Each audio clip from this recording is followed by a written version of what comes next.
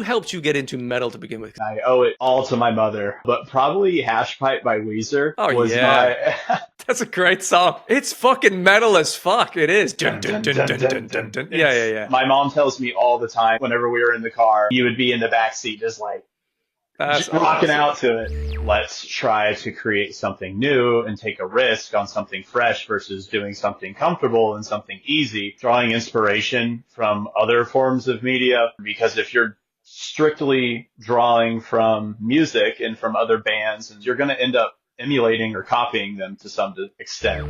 Like Dissolve, like I love that song. We think it's great, but we were like, no, Tongues is the song that represents us. This is the one that we have to make the music video and we have to express the most for. One of my very favorite things is to discover a new artist or band that's talented at the very beginning of their journey. There's a lot of very decent music out there, so it can take quite a lot to surprise and delight sometimes.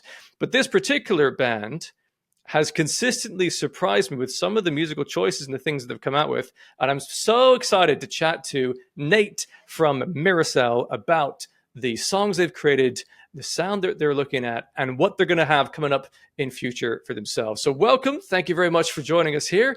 And to begin with, it doesn't sound like this is your first rodeo. This is your first band you're creating. There's such a high quality to begin with. What is your personal music history that's led to Mirrorcell? Well, first off, thank you so much for having me. I'm elated to be here and to talk to you about music and whatever else comes. It's a pleasure. Um, but yeah, I've been doing this for a while. I'm about to turn 26, and I've been playing in just little local metalcore bands here and there, since I was in high school.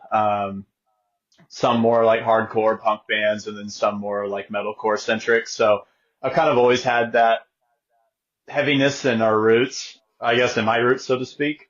But yeah, this is definitely not my first time doing this, but I would say that this is the first time that I've taken it very seriously. And I have also really put 110% into like every little detail, of this project and what we do and what we represent.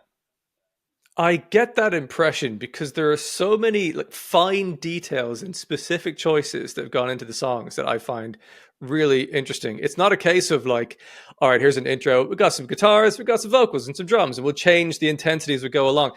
There's moments, especially in the most recent song of yours, Tongues, the verses, the vocal delivery is a particular kind of subdued and calm, almost, it's not whisper, but it's like whatever is just above whisper.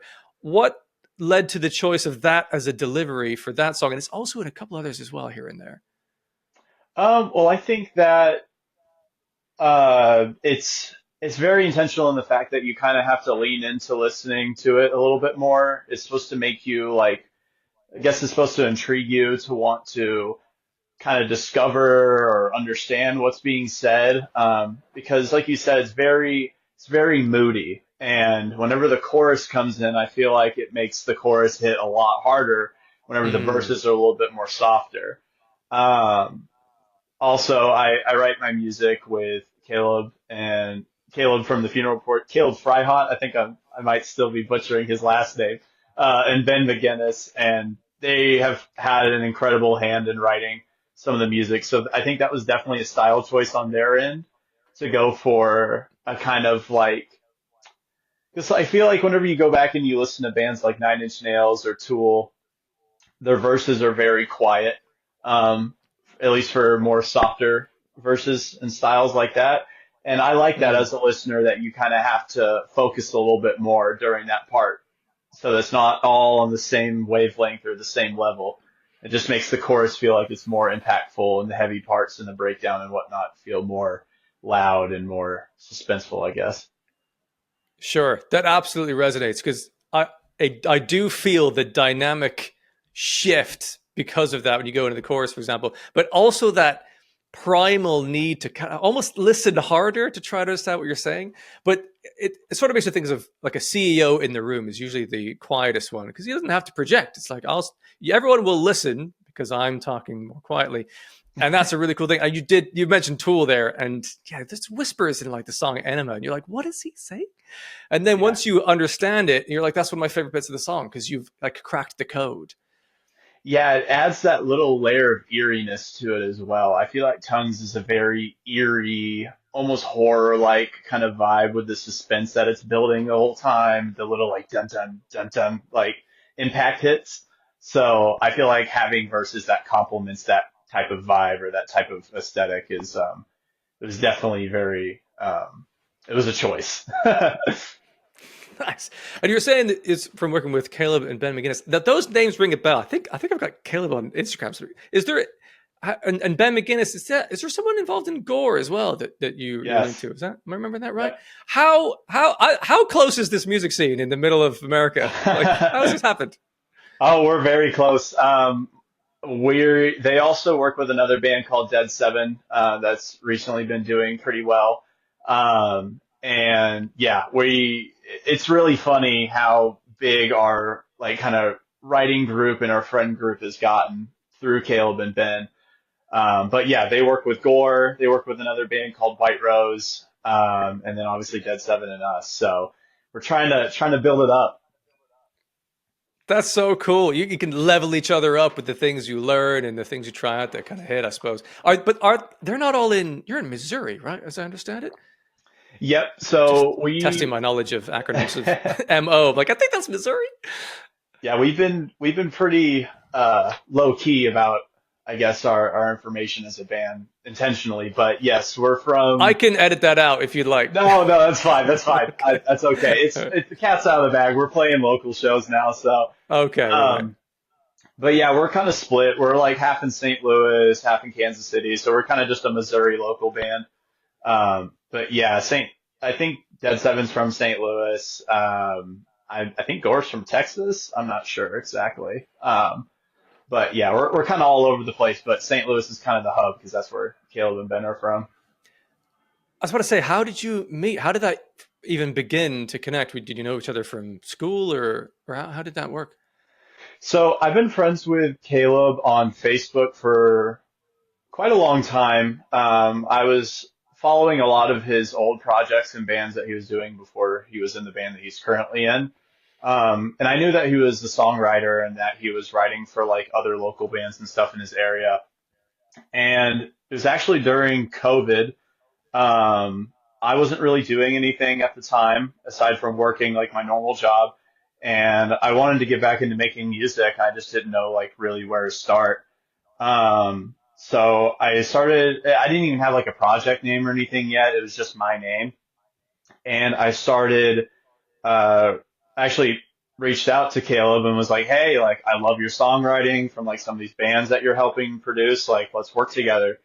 That's how basically that started. We just started writing songs and then it got to a point where we had enough songs and like an idea going where we're like, this needs to be its own project. And that's how it was Oh, born. cool. So it's kind of organic then. You're sort of working together, trying some ideas, and then you went, this now it has a form to it, I suppose. Yeah. Yep, absolutely. I had no idea what I was doing at first, what direction I wanted to take it. And then it was like after the third song that we wrote, which was Bleach, it was like, okay, I think we know what Mirrorcell is. And then that's how that happened. Nice. Okay, that's super interesting because there is a bit of variety in the songs that I've heard thus far in the Mirrorcell world. And when you mentioned earlier on, you've done a bit of hardcore and metalcore before.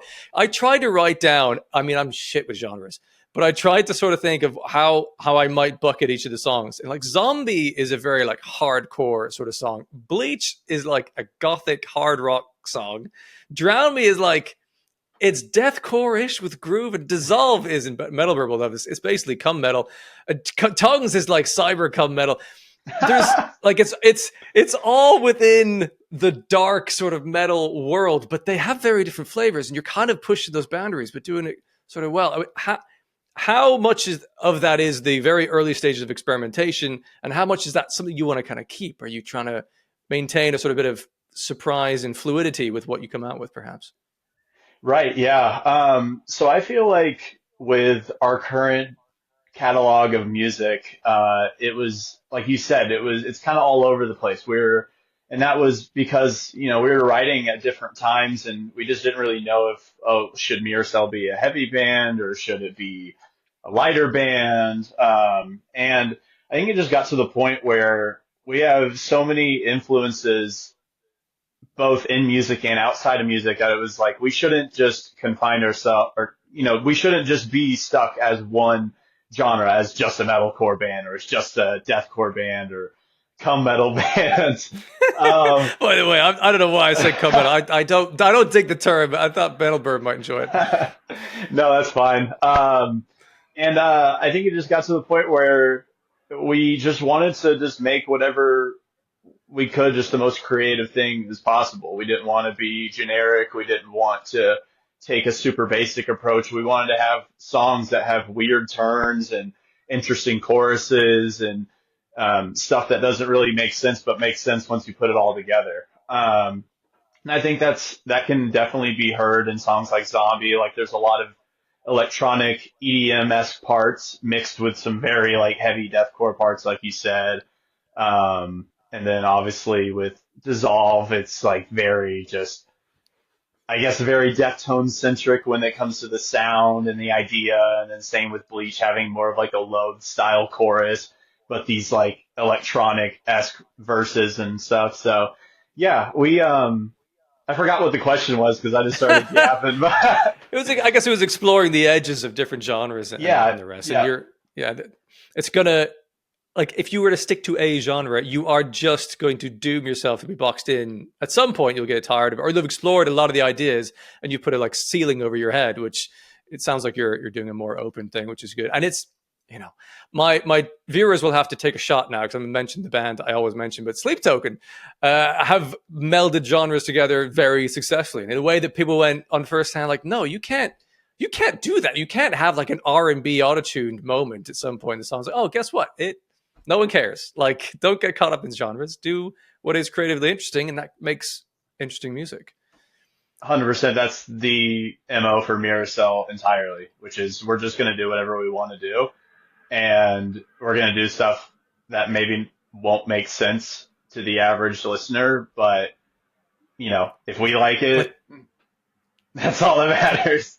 100%. And you know what? Like the audience will be found. To me, that's one of the things I was drawn to about Mirrorcell is that on first listen, it's quite hard to understand because there's so many unique choices. You're like, oh, I did not expect that coming, but not in a way that you find in other metalcore or metal bands in general, where it's like, well, the unexpected thing is a really insane breakdown.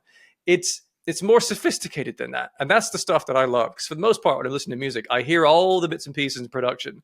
So if anything is surprising, it has to really surprise me for it to be like totally unexpected. So that's pretty fun. You haven't done any gigs yet as Mirrorcell, is that right?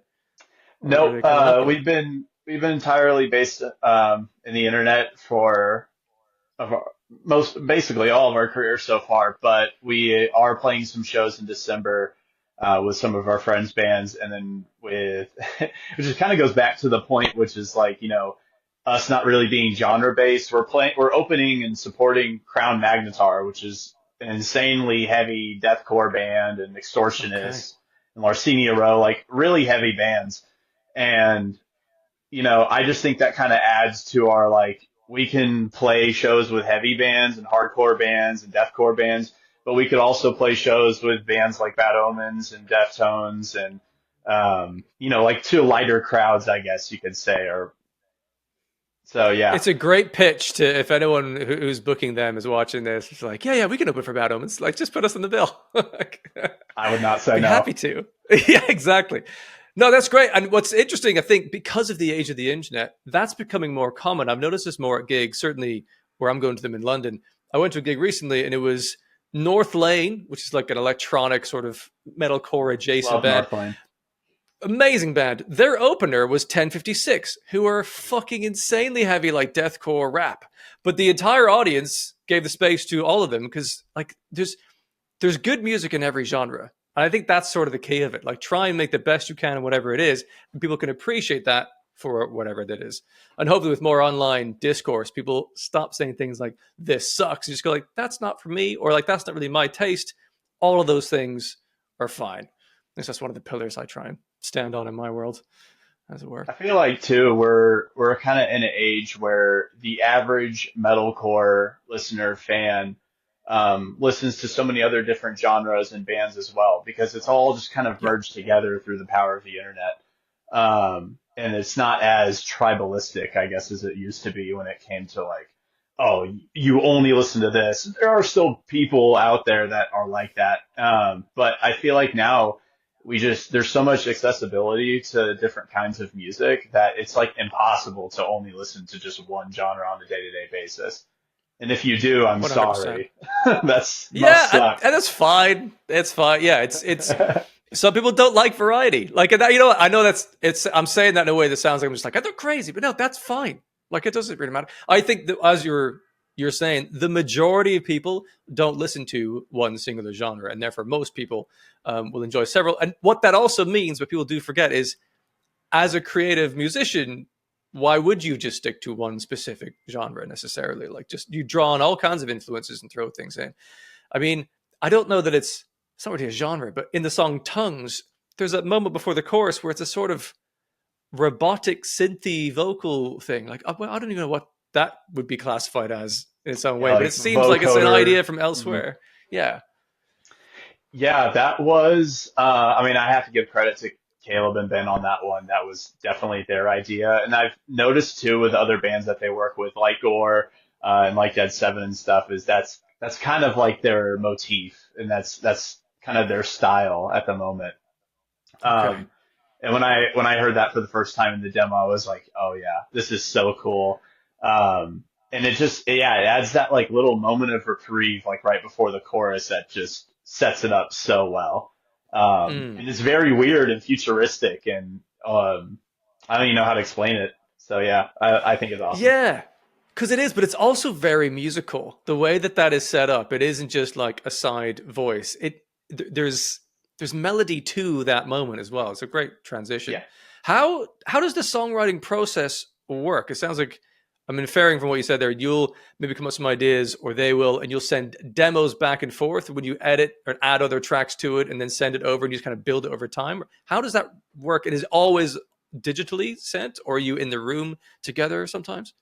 Yeah, that's basically how we do it. At first, because we started amidst COVID, we were just kind of sending ideas and demos and lyrics and whatnot back and forth with each other. And then, I mean, as of recently, with writing new songs, we've been able to actually be together in the room and creatively work together like that in their studio. But yeah, before it was just completely remote, where we would just kind of have like an idea or some type of motif in mind, and then we would just kind of run off of that. That's cool. You mentioned earlier that you've had some moments that you've referred to as being like Loathe in the chorus or Bleach or like Deftones. But what I've enjoyed about that is I'm sure I called out, I'm pretty sure I did, a Deftone sound within one or other of your songs. But it wasn't like, it's never been on the nose exactly. It's been, there's a sort of melody choice here that is reminiscent of something that Chino would do, but it's never a like for like copy. It's definitely like it's a new version of that. Is that something you consciously are fighting for, or is that just a happy accident the way that you write songs? Totally a happy accident. I think too that we don't like we want the references to be there, but we also really strive for Mirrorcell to be its own thing. And we really want to make our own name for ourselves when it comes to our sound and our aesthetic and what we represent. So I feel like maybe being too on the nose with certain references or certain inspirations can definitely hinder that. Hmm. So yeah, I definitely agree that with our future material and the material that's come out recently, that has definitely been our idea and I guess our mindset going forward with things. I think it's so difficult to do because anything you create is born out of your previous experiences and the collection of things that is. It's hard to know like exactly what of that goes into what you make. But as much as we might grow up being like, I really want to be just like that drummer in A Day to Remember, and then you start a band that sounds exactly like A Day to Remember, that won't get you to where you want to be, because there already isn't a data. Remember, they exist. It's taken. And if you want, especially nowadays where so many people can create music, the powerful thing is to be different. How do you try and ensure that what you're doing is different and surprising? Are there any practices that you have or ways that you work together with the other writers to think about, like, how can we challenge the status quo in some way and what choices we're making in a song?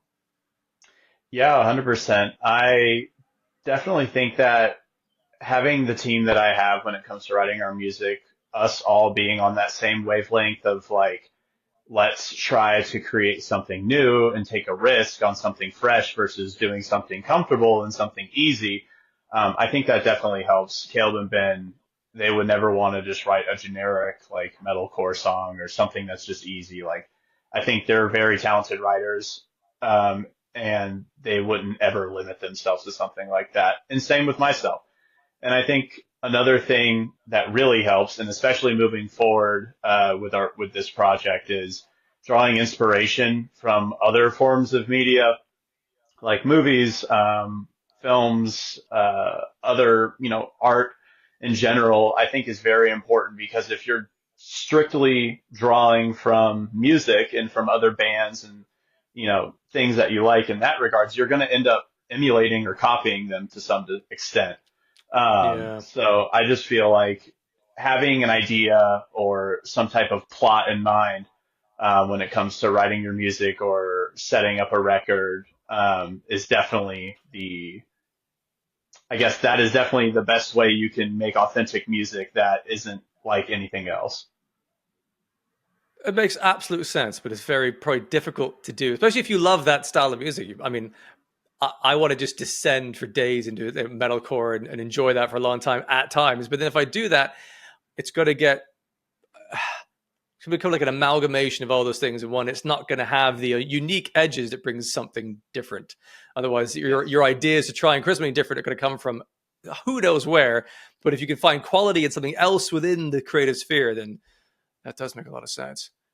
Who are your kind of initial influences? Who helped you get into metal to begin with? Because it is not something I think you Oh, find lying in the street and go like, "Oh, I love metal now."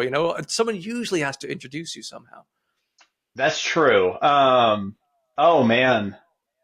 So when you mean like introduced me to metal, like from like when I was a kid and I just took off from there, or what? Potentially, or what was the first band you heard? You went, "What the fuck is this?"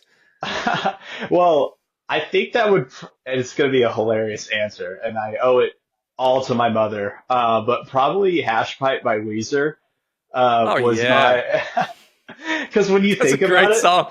especially It's fucking now, metal as fuck. It is. Dun, dun, dun, dun, dun, dun, dun, dun, dun, dun, dun, dun. Yeah, yeah, it's yeah. you put that in drop B or drop F, and it's just the hardest riff ever.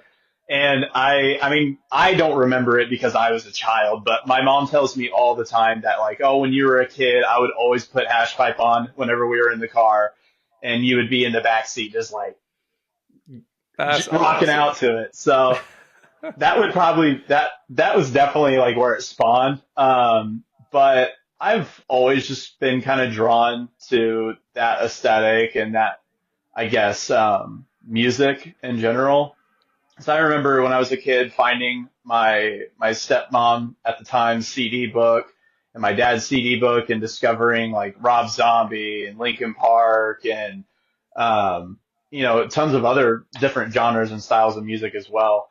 But as far as metal and as far as how that goes, that is definitely where it started for me, was the classic rock bands and the Slipknots and Metallica, Nine Inch Nails, and etc. You had me scared for a minute there. I was realizing that, you're talking about hash pipe when you were like a kid. I was like, I wasn't a kid when that came out. I was like, wow, I'm going to be feeling very old here. And you're like, classic rock, like Slipknot. I'm like, don't call Slipknot classic No, rock. no, no, But I didn't mean that. I meant like, yeah, yeah, yeah. I meant like Led Zeppelin and I got you. CCR and bands that would play on the radio all the time that I would listen to with like my dad and stuff. So yeah. That's fair. Yeah, I have tons of respect for bands of that era, the Iron Maidens and AC/DC and the rest. It was completely amazing what they were doing. But something happened. I don't remember when exactly this was, but something happened in between that time and not even now, but like 10 years, like when Corn comes out, like I don't know how to draw a line between Iron Maiden and Korn. Like it is so much darker and Right. heavier, and just like how could anyone imagine this up? But I love this. I'm so grateful that that exists. At what point did you go, oh, there's something even more interesting about the darker, or because the music you make is dark and sludgy and like, it's the stuff my mom would hate me like, to listen to. But there's something viscerally exciting about some of the tones that you delve in the world of your songs. Thanks. Yeah, like you said with music in general and like how it's so hard to draw that line. It is really weird as a fan of metal, like what the pipeline is, because starting off like listening to that classic rock stuff, like, obviously it's great music and it was definitely like a seed planting moment for me. But like the real pipeline of where that switched is whenever I did start getting into darker music and like new metal and stuff was like where that started with Mudvayne and Slipknot and Cold Chamber, Limp Bizkit, and et cetera. And then getting into the metalcore world and listening to, I mean, every metalcore band that was on Rise Records at the time, or, and also just darker music in general, getting into like a lot of the deathcore stuff at the time and hardcore music, and what that offered. It all played a big part. Like the band that, it's crazy to think because they're no longer a band anymore, but the band that switched it all for me and made me want to stop. I mean, I never stopped playing guitar, but switch from like that mindset of doing that in a band and wanting to be a vocalist was Sworn In. Um, I and don't it know was, Sworn In. oh, What are they really? like? Okay. Yeah. So I listened to the Death Card and that like blew my head off. And then I listened to Lovers the Devil, and it was just, it changed it all for me. And again, they're kind of niche, but they were kind of big at the time as well. They were definitely like the pioneers when it came to that, like bands like Throne or Oh yeah. Dealer and like all those other kind of harder metalcore bands, but have like a hardcore-esque element to them. They were definitely the bridge and the pioneers, and that was huge for me too because at that time I never really heard vocals like that, and I was like, I need to learn how to do this. And then yeah, that's also where like I guess I've always liked dark music, but that was definitely a band that helped me kind of, I guess, get more onto the edgy side of things. That's awesome. I made a note. I'm gonna have to look at Sworn In. I understand that they're no longer together, as you said, but never heard of them before. That's gonna be interesting, I'm sure. What's interesting as well is that I'm surprised at how much the music I spent a lot of time listening to and you're creating is very niche technically.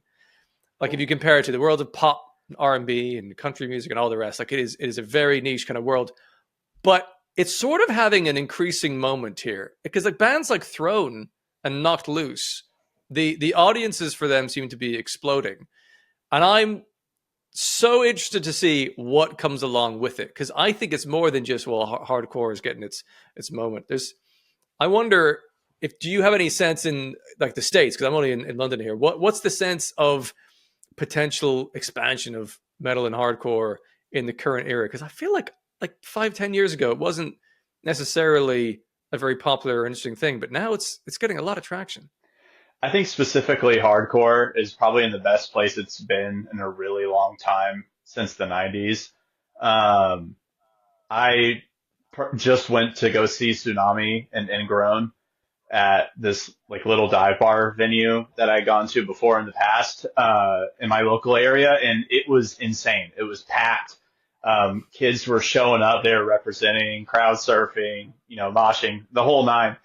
And before when I gone to hardcore shows in like 2016 or 2017 and stuff, it just wasn't like that. So I think that is definitely attributed to social media and TikTok and Instagram with bands like Knocked Loose and stuff and Kubla Khan making hardcore more, um, I mean, I don't even want to say digestible, but just more accessible to people to listen to and to kind of get into. I think it's, at least for that genre of music, it's definitely got a new representation of like what it is.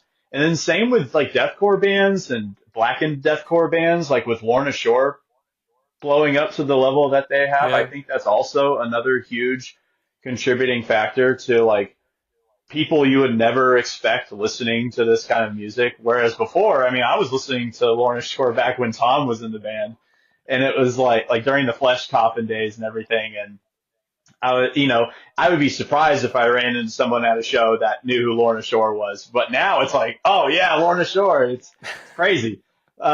Which is awesome because I think they're really talented and they definitely deserve their success.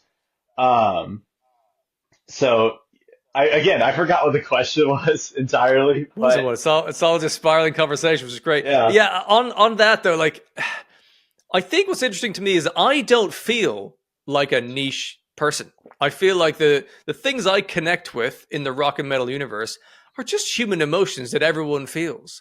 It's why I think when Sleep Token blew up the way it did, it's all just based on relationships. Like it's human loss and emotions and all that kind of stuff. And that the same can be found in the Lorna Shore lyrics or the delivery and the rest.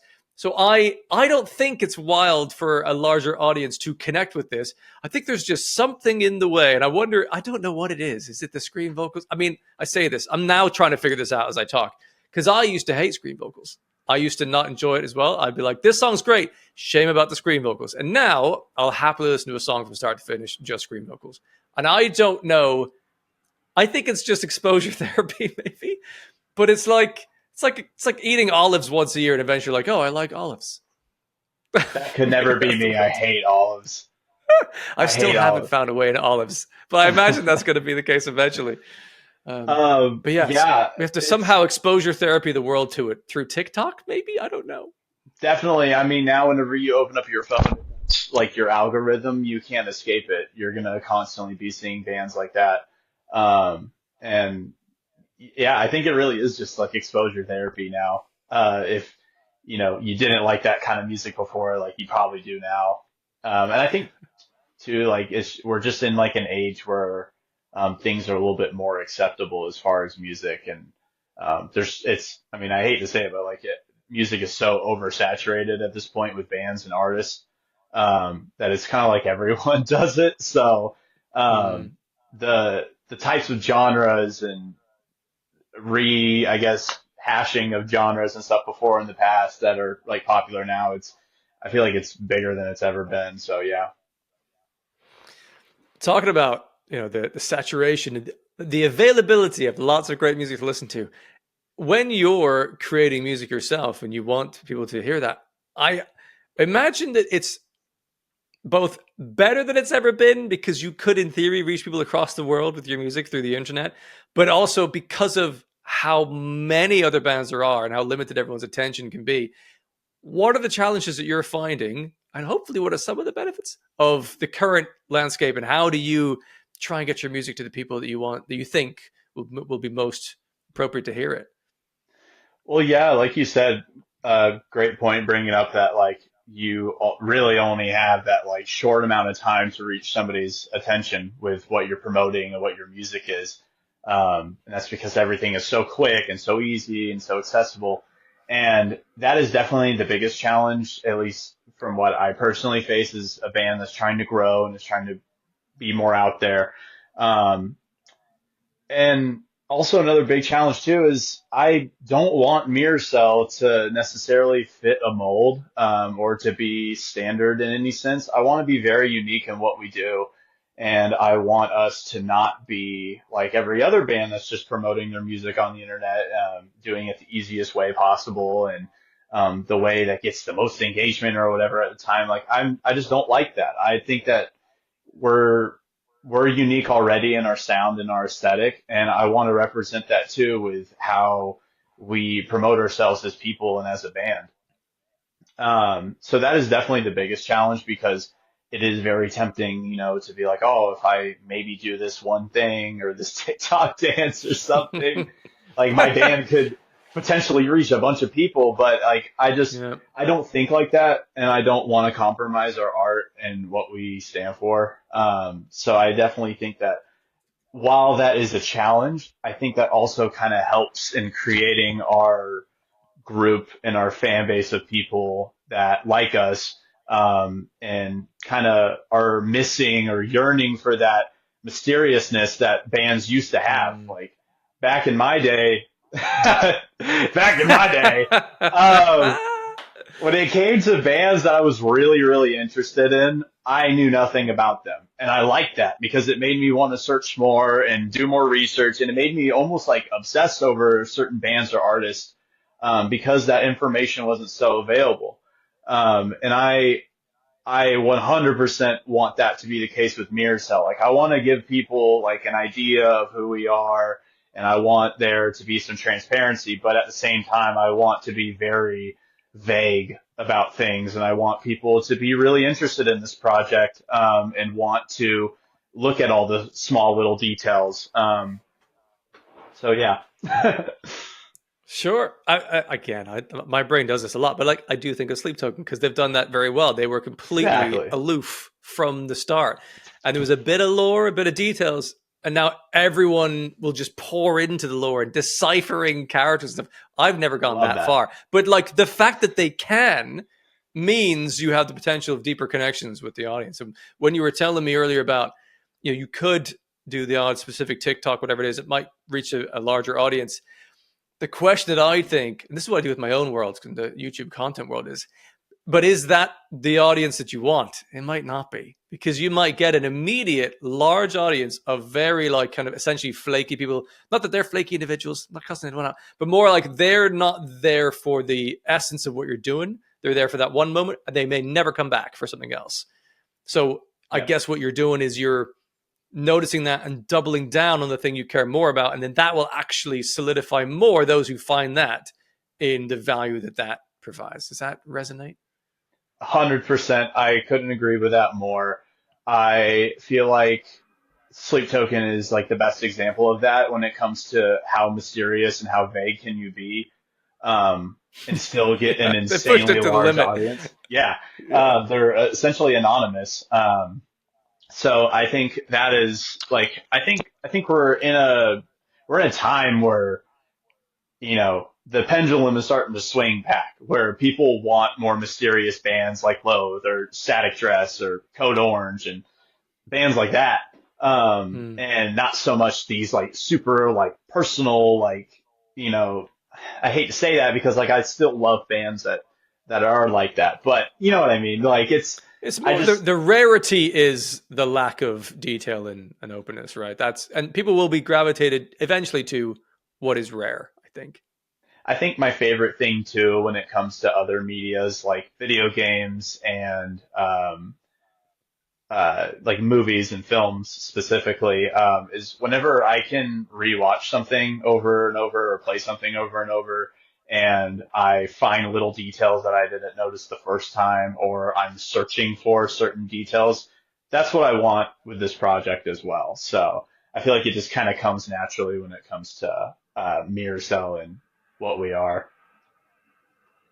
Well, that's ideal. I suppose when you say it comes naturally, it's probably because, in part, that's the stuff that you care about at your core. It feels like you're very thoughtful about what you're doing in every step, and therefore your core self will be interjecting in all the thoughtful moments. Like, well, this is what I care about, so I'll put that in there. Yeah. So that's great. It must be quite fulfilling. Although I imagine as well, in the current world, it must feel a little bit like you're swimming uphill at times, which is a phrase that doesn't make sense. Swimming upstream makes more sense, because I guess you have to accept the fact that it might take a little bit more time, right? Because you're not being so immediate with the audience, but it's a longer game, I suppose. I know in the grand scheme of things, I haven't been doing this as long as some other bands and other artists, but I have, been in this world and this scene for quite some time. So it's not anything new to me when it comes to grinding or waiting for moments. And while I'm definitely here to capitalize and to try to get Mirrorcell known as much as possible, I'm not forcing it in a way that feels unnatural to me. I want it to be very natural and authentic to what I feel like this project is and what I feel like it could represent and mean to other people as well. And ultimately, I think that will be sustainable, and that's the key part of it. And then again, we're in different worlds in that I'm doing YouTube content stuff, but it's kind of I like my goal is to grow the channel eventually, of course, but I know I could do that by just reacting to like Nightwish all day, but I don't want to do that. Like it's that struggle between like I'm sure a lot of Nightwish fans would there'll be an overlap between them and the stuff I want to cover at the same time, but like what will I enjoy doing authentically that I could do forever? That Yeah. is what I think I should lean into. And I suspect that is you're wise enough to realize the same for yourself. Like you could, if you wanted to, start a band in a genre that maybe you like but doesn't completely fill you the way that you're doing whatever you're doing. You can get really successful, but the more successful you get, you might feel less and less connected to yourself, and you're like, is this really me? I Perhaps. feel like I feel like too that the internet is such a beast in the way of like um I see a lot of bands that try to copy or to try to do the same formula as every other band when it comes to their promoting and their marketing, and there's nothing there. Um, Mm, there are artists, of course, that do like rage bait content and everything else that are very popular because of that.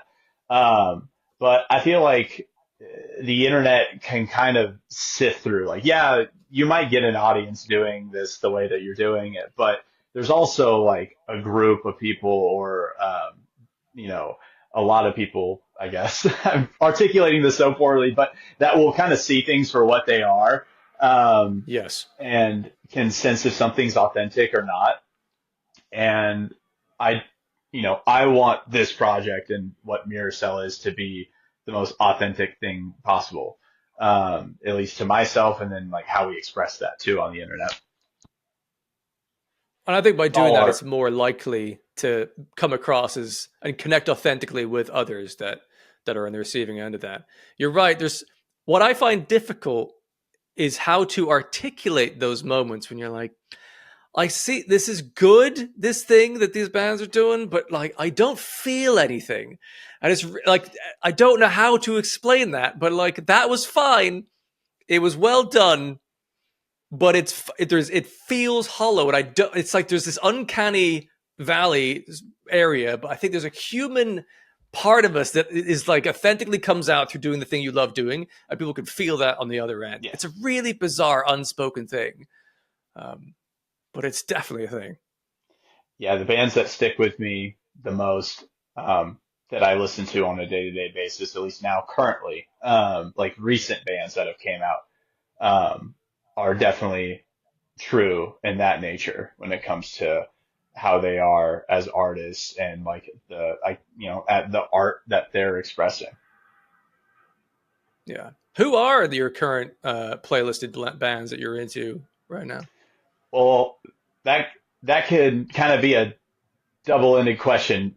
Current or like artists that I usually listen to like day to day that could be from like any year or any time. All answers are acceptable. Okay, I'll split it into like two then. So as far as like current artists that are like that, just started recently, it would definitely be Static Dress. Mood Ring is another really sick band that I Oh like. yeah, Um, and Loath, obviously. Um, and then definitely some other bands that I'm blanking on. of course. And when it comes to just bands in general, I mean, or artists in general, I guess is a better term for it. I would definitely say Nine Inch Nails. They're like my favorite band ever. Hmm. Bjork, big Bjork fan. I think anyone who Good knows me shout. knows that. Um, and then like Portishead, Sinead O'Connor, I'm blanking so hard. Scarling's really cool. I could go on forever. Sure. There's some really there's interesting old schoolness to some of those that I sort of couldn't put my finger on it. Was listening to I can't remember which one now. One of your choruses might have been Bleaching, but there's a sort of almost like 90s grunge rock thing, and I was like thinking it sounds like Bush maybe their most recent Yeah. song had a bit of that. And like when you say like Sinead O'Connor and Bjork and yeah, it's definitely, there's something of that era. Static Dress as well. There's a kind of old school rock. I mean, I don't feel like it's old school because it's like my childhood, and I don't feel that old, even though I'm clearly increasingly that's the case. But there's a sort of older rock sound that's coming back, that's feeding in. I think it's so fascinating. Even Deftones is an old school kind of sound that went dormant because they were their own thing and no one else sounded like them. And then the last like 5 years, that's come back into the culture as something that's like, oh, that was interesting. And that must be just Chino in a corner just going like, yeah, I know. I was ahead of my time. I'm a genius. You're welcome. 100%. Yeah, 100%. It's so funny now seeing people that are into the Deftones. My fiance and I joke about that all the time because we were listening to Deftones. It was like new and like no one really listened to them. And like, yeah, they were a big new metal band, but it wasn't nearly as mainstream as they are now.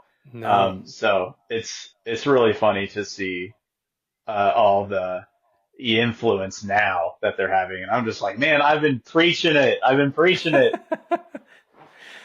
And here's the fun part of it. Like, who knows? Maybe in 20 years now, everyone will be like, yeah, Mirrorcell was the start of this brand new thing that now everyone's doing. Like, all of these things are possible. But it's so hard to see it sometimes because all we have is this moment. I totally agree. I don't try to think too long term, but I would love that. Sure. And the more you do things that are a bit different, the more likely that is to happen. Because what Cheetah was doing with his melodies was so crazy. Like, it's not something you'd ever advise someone to do. It almost sounds like, well, what's the most unusual note you could go to next? Do that one. Right. But it made its own thing. And that's kind of the point. Like, the bands that are ending up eventually headlining your download festivals and the rest, they are not sounding like anyone else. That is the key thing. It's not like you're not going to have the best. And I feel so bad saying this, but fuck it. We live on the internet. Like, Memphis May Fire are never going to headline Download Festival because they're not unique enough. They're amazing. They're a fucking brilliant band. I love a lot of their songs. I think they're so good, but they're never going to headline Download Festival. And in the future, someone will replay this clip and be like, well, they did. But I just don't see it because they're just not different enough, I think, to make that happen. Like, Nickelback have a better shout of it because of how much they've stood out in the way that they write and connect their songs, I think. It really just boils down to risks. Personally, I think that the bands that take the bigger risk and that leap of faith in separating themselves from the herd are the bands that ultimately end up becoming the biggest and the most unique and the ones that headline those festivals and whatnot.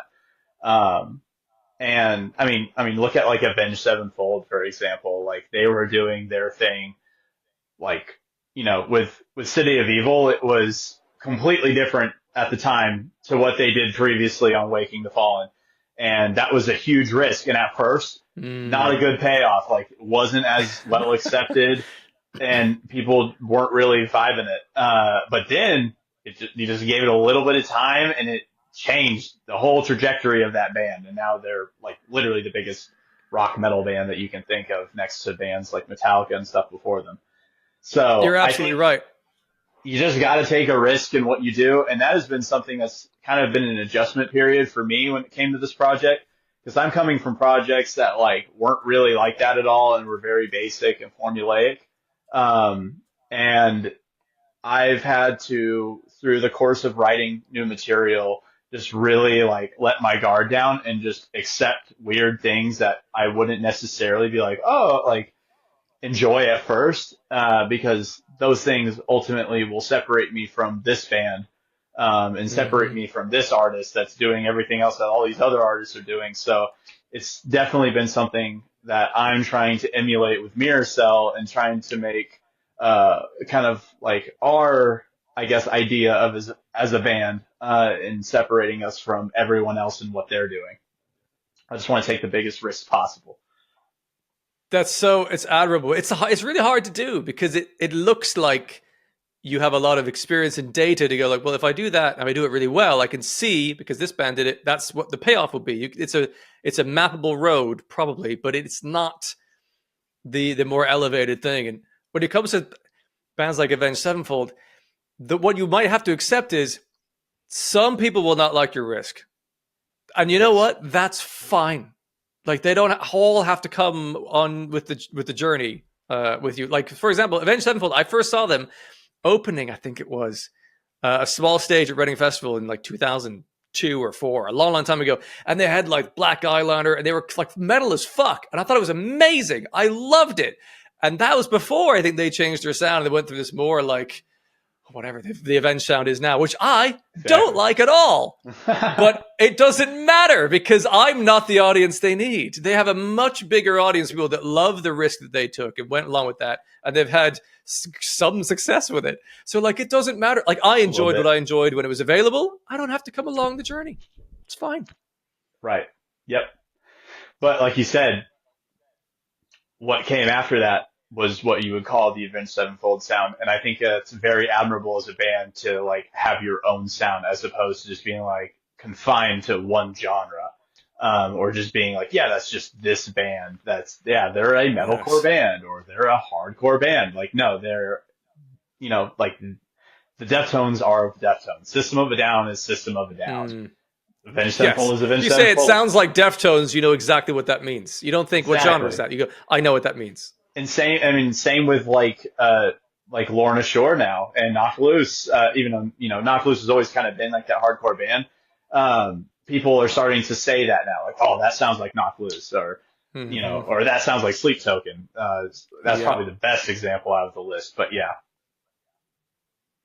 Yeah, I had one of those moments when listening to your most recent song, Tongues. It was a really subtle moment. My ear kind of hears everything. But I think it was in the chorus. There's a kind of looping, I don't know if it's ascending, but a looping sort of 3 notes kind of synth sound as a lovely layer in the background. It's like, that sounds like Sleep Token to a degree of something they would put in one of their songs. But even that, I'm sure bands before Sleep Token did that. Like that's not 100%. A completely unique thing. But it might be that they've done it in a particular balanced way that maybe was unique in that way. And so now bands like yourself will do your own version of that. And it's kind of like it carries through and we all sort of borrow from the past in some ways in subtle bits and pieces. But is that something that you think about as you write? You go like, oh, that sounds like this. Should I try and turn that down and that's fine? Or maybe I should turn that up because I like 100%. It. Yeah, I think we live in an age where everything, there's nothing original anymore. There's nothing new or innovative when it comes to the instruments and music and whatnot. And so it's all about how you express it. It's all about how you express, what your guitar sounds like or what synth choices you make in a song or what lyric choices you make and how it's structured and what your hooks sound like and what your melodies sound like. So I think that is definitely, at least when it comes to Mirrorcell, and our writing, is that type of risk factor, that type of expression is the most key component when it comes to writing new songs and writing past material and whatnot. Oh, that's exciting. How are we going to express this? Yeah. Sure. Yes, because that ultimately in those gaps will be the personality, for example, that is unique to yourselves. Those decision making can be unique in a way that maybe guitar sounds can be similar or vocal, delivery, screams, whatever can be similar, but it's the decisions in arrangement or changes of structure and those kind of moments are probably where the differences will lie. And if I can add on to that as well, without rambling too much, I think that's why we decided to do the music video for Tongues, is because that to us felt like this is what Mirrorcell is. This is what all the other songs that we put out before have kind of led up to, as far as this is our most unique, authentic self. And that's why we wanted to make, I guess, our cameo or our first appearance on this song. So yeah, I think that is definitely, that goes hand in hand as well with the writing side and the sonic side of how we express and what we do in Mirrorcell. And then also visually as well. That was definitely a decision that we wanted to make for this song specifically. That's so interesting. I hadn't really clocked that. I assumed that you went to do a full camera music video for that one, just because, well, we're ready, we have the funds or the idea to go, let's go film this thing. That's so interesting that was a choice that essentially your earlier songs, that's kind of like your sketch pad. You're trying some things, the rest, and you go like, now we're ready to represent ourselves behind it to the world in that way. Well, when we wrote too, the writing was all over the place when it came to songs. We didn't just get together in a room and just write all 5 songs in a Mm. structured period of time. It was all scattered. So Tongues, we had actually Dissolve was the last song that we wrote um, when it came to this like EP or this string of songs. So we had Tongues before, and we felt like Ah, even after we made Dissolve, we were like, no, like Dissolve, like I love that song, we think it's great, but we were like, no, Tongues is the song that represents us. This is the one that we have to make the music video and we have to express the most for. So yeah. I see. I adore Dissolve. That is genuinely one of my top songs of the year. I think it is phenomenal. But I think Tongues has more of the edges that you've pushed into within the sound of Mirrorcell. It kind of represents the variety because Yeah. Dissolve is more of a consistent tone, perhaps. So is that part of your thinking like this represents the full spectrum currently of what Mirrorcell is? Is that what you're Yeah, thinking? 100%. I definitely think that because we wrote Tongues before that, we kind of had that idea of moving forward with writing Dissolve. We were like, oh yeah, we definitely know what type of weird approaches to take on this. Um, I like that song so much that I couldn't wait to drop it. So I think that's why we released it first before Tongues and everything else. So yeah, I definitely agree. Nice. So what's coming up in the future then for yourselves? Are you working on? So there's an EP you've been mentioning. So is this? Are they all going to come out with Tongues as a kind of packaged record, and then what's going to come on after that? Or do you have any Yes. idea? So, yep, I sure do. So yes, this EP I mean, it's an EP because it's all of our songs in one spot, but it is everything else that we've released minus our collaboration with Darknet. So it will be Bleach, Zombie, Drown Me, Dissolve, and Tongues. So our little EP is going to be called Reflecting the Inner Self. It'll be out. Technically, almost all the songs are already out, but it will I be gotcha. out and released as a packaged unit on the same day that we drop Tongues, which I'm assuming by the time we record this is now. Um, Yeah, when this is out, it'll be out already. Perfect. Yeah. So yeah, that's essentially what it is. We wanted to, I guess, close a chapter, so to speak, and move on to the next chapter and the next stage of our band. And we felt like the best way to do that was to package all of our songs from this time period, I guess, as one and make it all collective. That way, the next thing that we did felt very like new and fresh in its own. So I guess to transition into the next question you had asked, we are working on a full length record.